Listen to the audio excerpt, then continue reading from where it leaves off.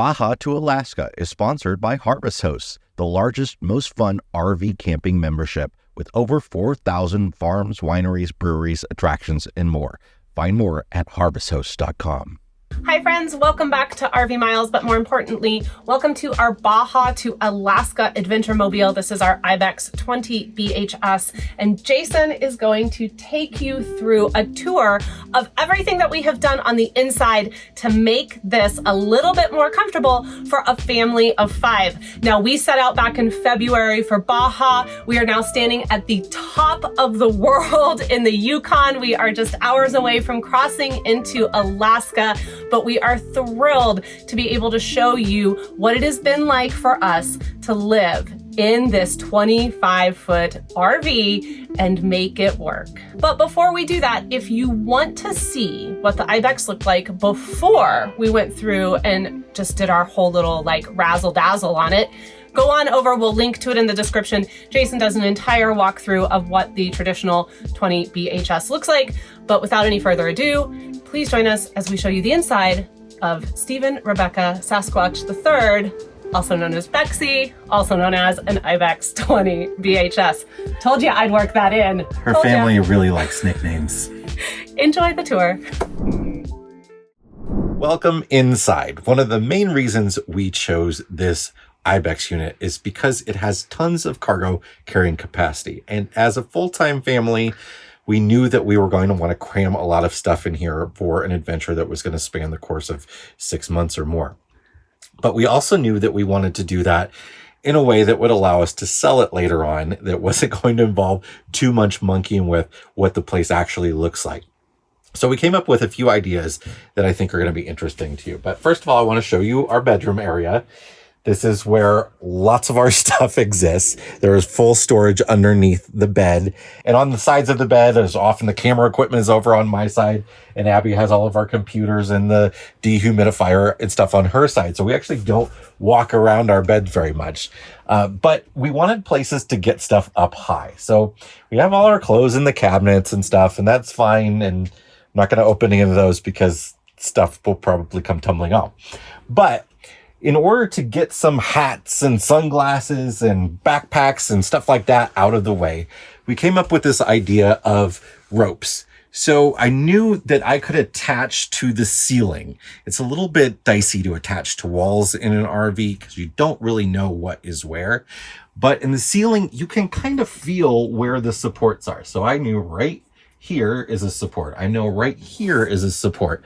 And I knew I could screw these D-rings into the ceiling right here. So I've got D-rings all around the ceiling, behind our bed and over Ethan's bed and everywhere where I could tie ropes to. So I tied a rope vertically here and put some big loops in it. And one loops across there and one across the back.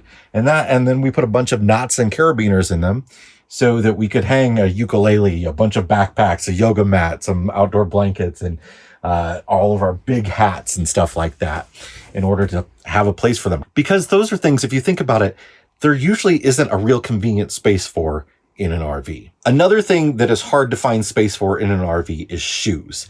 And down here we have 3 cubes. These are just like cheap IKEA put together yourself cubes that open up, and they've got tons of shoes in them for our family of 5. They also double as a place to sit. So as you will see as we move around, we don't have anywhere to sit in this RV. So if we want to sit and play a game or something like that, we could pull these out and use them as that. We don't often do that, but sometimes they act as a little table for sitting on the floor or eating and stuff like that. They also act as a step for Abby to get up into the bed because the bed is a little tall. And as I said, we don't actually have the space to walk around the side. The bed is a little bit tall because we have added a mattress here from rvmattress.com by Brooklyn Bedding, who graciously support our channel. We have bunk bed mattresses from them too, but that mattress is much taller and much heavier than the stock mattress that this RV came with. So I had to add new gas struts underneath in order to be able to raise this up and keep it open. And this is where all my camera equipment and stuff goes and suitcases and things like that. So to give you a closer look at this rope system, like up here, we've got our couple Midland walkie-talkies that also communicate with the truck because we've got a bigger radio in the truck. We keep our keys up here. We keep a bunch of sunglasses up here. Our first aid kit, which is Velcroed on, so it's real easy to access real quick. And we love these, and we have a whole bunch of these gear ties from Night Eyes. And they're great for strapping things down and tying things up wherever you want them to be. Basically, it's like a giant bread twist tie thing. And you just twist them on things, or you can even conform them into weird shapes to hold stuff up. They're great. We've got a whole bunch of them. We have little ones to hold keys up here and big ones to hold backpacks up elsewhere. Over here, we have 2 bags for fruit and vegetables. So these are easy to take off and take inside a grocery store if we want to. These are technically made for keys, but we hold our bags here. And actually, we've got a set of keys here hanging from our bottle opener, just enough off to the side that we can still use the bottle opener. Moving around into the kitchen, often RVs don't have a paper towel holder, so we added a paper towel holder right here. You can see we've got our dishes out because we just did some dishwashing and they're on top of the stove top. We keep all of our big utensils in a utensil holder from IKEA, and then on a travel day, these just drop down into the sink so that they don't fall over. We even get a little plant life in the kitchen here. We've got our 3 cacti. They're actually held down with museum putty. Museum putty is this great stuff that it's a tacky putty that can hold things down in lots of different ways. And we've used that in many RVs on like this sort of horizontal surfaces to hold things down. We keep our dishes up here. We keep our pots and pans down below. And all of our food is, of course, in the fridge and in the pantry cabinets over here. Again, I'm not going to go open those up because there's a lot of stuff crammed in there, and it does take a little time to find stuff when we need it. Let's move around to the dinette here, which is our middle son, Ethan's bed.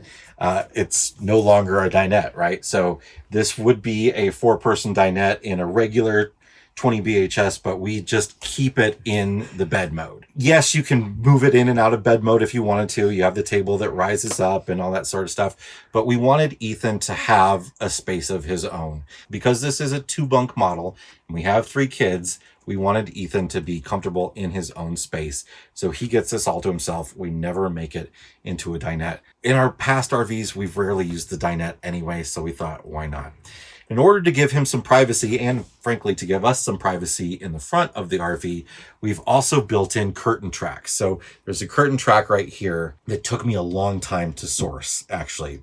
If you go on Amazon, they sell lots of plastic curtain tracks that sort of unroll and you can tack them up, but they all look sort of wavy if I looked at the actual Amazon reviews, and I wanted to find a metal one that I could bend. I knew they existed out there because the RV industry uses them. Henry has one on his bunk over there. So I ended up being able to find them on Amazon, and I'll link to them in the description if you want to consider using them. But basically all you do is take the metal and sort of bend it over your knee, and you can bend any sort of shape you want. So we've got little tie backs on here, and Ethan has 2 curtains that go all the way around his bed. These are just pre-made shower curtains. We didn't have any curtains specially made or anything. We just measured and figured shower curtains would work and then give us some space underneath to allow the heating and air conditioning to go underneath. So he's got 2 curtains that are kind of together like that. He's got a split in the middle if need be. And we have a curtain that goes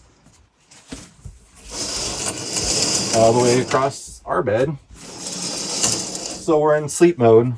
We can all have our own private space. One of the other things that was a big deal to us with this RV was the ability to be able to move quickly and nimbly and not have to put a lot of stuff away every time we stop somewhere and it's time to go. So we've also built in some spots where stuff can be stored behind a bungee cord so that it's always going to stay there, but it's also not going to fall over on a travel day. So Ethan has a bunch of his books here. All 3 of the kids have one of these sort of tray tables that they can sit over their laps and work on their computer with or what have you. And then we have lots of little shelves like this, and these are just stick-on. These are not screwed into the wall in any way, and they stay just great. All sorts of 3M command hook type products are great for keeping stuff up. There's more in the bathroom I'll show you, and in Henry's bedroom. And then over here, it was a similar thing. We've got a sort of pegboard type system that we found at Target it's just a simple pegboard. You can put as many up as you want, and they come with sort of alligator clips and little bins and stuff that the kids can store their headphones and their little doodads that they find, their art, all sorts of stuff they can store on their walls. And one of Ethan's favorite things is stuffed animals. And in order to contain all of his stuffed animals, we have this great bin so that they can be accessed easily. We could have got a sort of a stuffy net that hangs from the ceiling. We couldn't quite find one that was the right size. And again, that's more screwing into the wall. We also put LED strips up around each of the 3 kids' bunks so they can turn their own lights on and off without having the bright RV light on. They each have one of the RV lights as well, but those allow them to do like a dim blue or something if it's nighttime and they're trying to get comfortable with some reading and stuff like that. Under here, this is actually the tabletop. If you turn this into a table, which we still could if we wanted to, but we don't. We have a few of these sort of cube bins that pull out, and they've got all kinds of different stuff in them. Sometimes food, sometimes games and bags. Most of our game storage though is under here. We've got all the Xbox stuff, and that goes way back. And we've got tons of board games and things under there, and homeschool supplies and art supplies and everything like that is under Ethan's bed. Up here is Henry's bed. This is a 2-bunk unit, so we've got Jack down below and Henry up here. Yes. And Henry's got a similar sort of pegboard system. He's got his own lights up there. He's got his stuffies all back there. He's got his own little shelf up there, so he can make a comfy space of his own. And when he wants some privacy, he can close his own curtain above him as well. So on the journey from Baja to Alaska, we're going between 90-degree plus days to below freezing. So we have all sorts of coats for 5 people. We hang most of our coats that we're currently using at the moment right here. The other ones live in closets. So we've got raincoats out right now because we've been dealing with some rain. Henry's got a little hat hanger up here. But this is just sort of a regular or over-the-door sort of towel rack that you can find anywhere. We have one on this side and we have one on the other side for towels. And now we're going to show you the real secret, the bathroom where everything gets shoved. Again, another one of those things that is hard to find a spot for is laundry. But we put more than laundry in our bathroom. It's a little tight in here, but we've got our brooms. We've got, of course, all of our toiletries, extra toilet paper. We've got over here, we've got laundry baskets that hold our laundry. We've got boxes of food.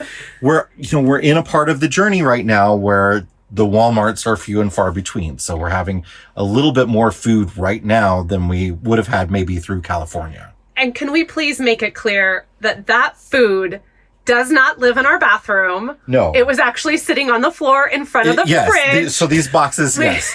These boxes sit on the floor in front of the fridge normally. We do not keep food in our bathroom. But we shoved them in here so that it would be nice and pretty out there, and then decided, hey, we'll just show it to you in the bathroom. But in the bathroom, we actually hang our towels in the shower, which is nice for them to dry off. It also keeps us from having a ton of stuff hanging on the door because we already have all that stuff on the other side of the door. But when it is time for showers, we just move all the towels to the hooks on this side of the door, and we take everything out of here, including the big laundry baskets and the food. Again, we have lots of stick-on things, right? So you can find cool stick-on storage things to put in your shower that don't involve screwing or drilling holes and anything like that. So this is stuck on with suction cups. It's actually with these suction cups that are from IKEA. They are amazing. We put them on the outside of our RV as well to hang like bike helmets and stuff like that on the outside. I put my cooking apron on that outside when I'm using the Blackstone, stuff like that. Here's a tray for razors and soap. And then over here, this is a shower caddy type device that is meant to go in a larger shower with one of those sort of retention rods, right? So it's a place to store a lot more stuff than we would have had room for. If you do something like this, you do need to attach it. We learned the hard way. This will fall on a travel day if you do not attach it to the wall. Other than that, pretty typical mess of toiletries and stuff. This giant blue thing is an upgraded charge controller. We'll go back out there and I'll talk to you about our solar system. So the one other big change that we made on the Ibex was adding a bunch of solar. And luckily it came with solar from GoPower. It had a 190 watt panel already on it from GoPower. We already had 3 of the exact same panel on the Sabre from GoPower's Solar Extreme Kit. So we brought those over to the Ibex, tied them together. We did have to upgrade the charge controller because now we had 4 190 watt panels. So now we have 760 watts of solar on the roof. Ibex gives you a 2000 watt inverter, so we didn't need to upgrade the inverter at all, but we did put our sun cycle batteries also from GoPower in. They're in the pass-through storage bay. So that's 500 amp hours of lithium battery capacity. We have rarely needed to run our generator. We travel with a generator. This happens to be one of the few days right now that we've had to run our generator because it has been raining for the past few days. We've been camped under trees, stuff like that. But over the course of the travels from Baja up to where we are now, we're about 60 miles from Dawson City on our way up the top of the world highway to get to the Alaska border. We're going to be crossing there later today. From Lower Baja, from La Paz, all the way up here, we have used our generator 2 or 3 times, maybe max. And it's been fantastic. We do some power management. We stay at some RV parks that have full hookups, but for the most part, we're able to get by with just our solar and the batteries that we have on board. So that's the inside of our 2023 Ibex 20 BHS. We've really enjoyed living in this small 25-foot space. It gets tight at times, but we have absolutely everything we need and we're nimble and able to get where we want to go. As we continue on this journey, we're going to have lots of travel videos coming out, a full docu-series on our journey from Baja up to Alaska. We're also going to have some videos on the gear that we've brought with us, what we've done to our truck, and all sorts of other stuff. So we hope you'll follow along. If you want to be one of the first to know and you want to follow our adventure in real time, consider becoming a mile marker member. The details are down in the description. Thanks a lot, everybody. See you next time. Baja to Alaska is sponsored by Harvest Hosts, the largest, most fun RV camping membership with over 4,000 farms, wineries, breweries, attractions, and more. Find more at harvesthosts.com.